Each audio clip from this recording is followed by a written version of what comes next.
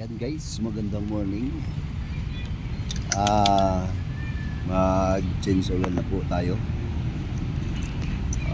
Ang takbo niya 1,035.6 kilometers. So nagbi-blink na po yung oil gauge niya. Kailangan na po na itong i-change oil. Change oil na po natin yung yung Inmax natin. Yung pangalan niya po ay si Baby Koto. Sana all. Malog. Ito yung gear oil niya. Mamaya tatanggalin natin yung pagbi-blink mamaya pagkatapos na mapalitan yung langis. Alright guys, tingin lang kayo dyan. One eternity later. Okay. Sigurang tayo. Gagamitin natin number 12.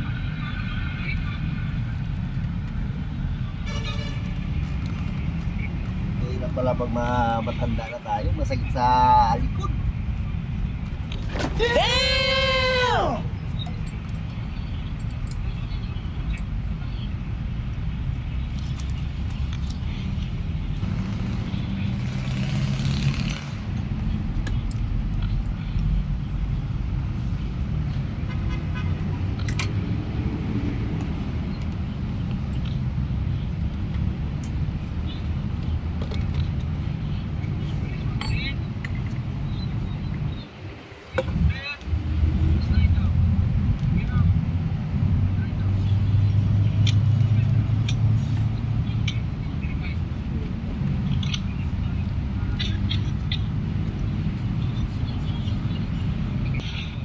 Cancel na tayo.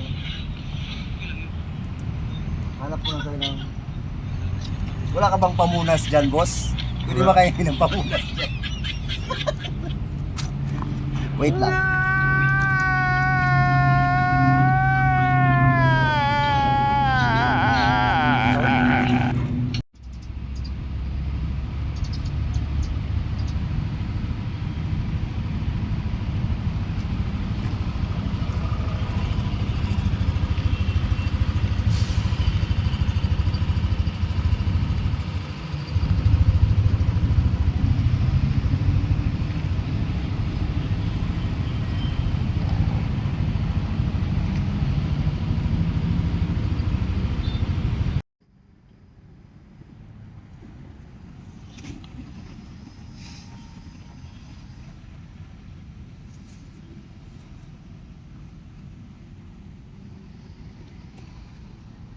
Unti pa.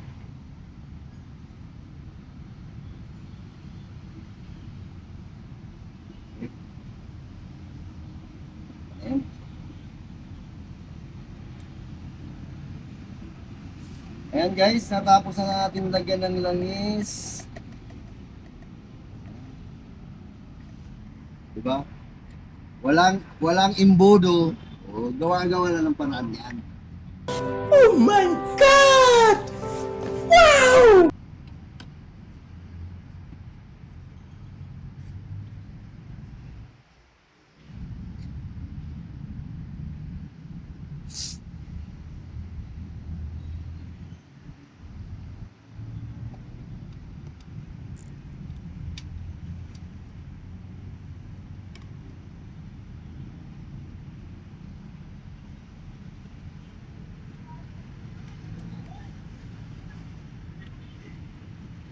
Ay, tatanggalin naman natin ngayon yung nag-blink na oil. Kasi tapos na tayo tapos na tayo magpalit ng langis, magpalit ng gear oil.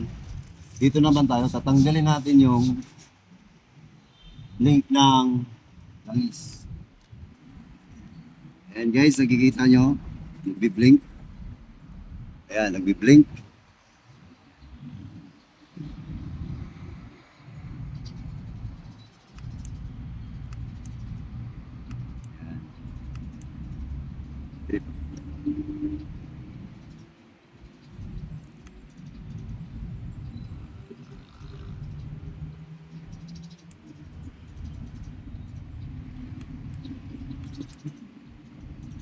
Odo.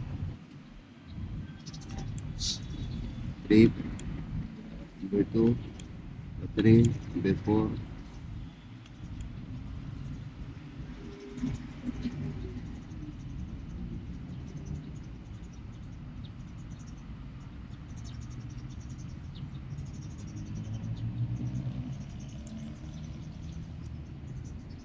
Nag-zero na guys, tinawa, nag-zero na. Ayan, nag-zero na. Nakita nyo, zero na. Ayan. Ganun lang pagtanggal. Ito yung mino. Ito yung mino. So, ipupunta mo lang siya sa langis dito sa oil nakalagay para matanggal yung pagbiblink. Ayan. Lipat natin. Okay? Yung odo niya, 1,035. Ayan na. Wala ka na nakikitang ano dyan, battery, oil. Wala na. Hindi na nagbiblink yung oil. Ayan na, oil niya. Trip. Yung oil trip, back to zero na ngayon. 0 kilometers. Okay? Ganun lang kasimple guys. Ganun lang kasimple mag-change oil ng Inmax. Ano to? Inmax 2.1 version. Inmax 2.1 version. Okay. Bye guys. Bye.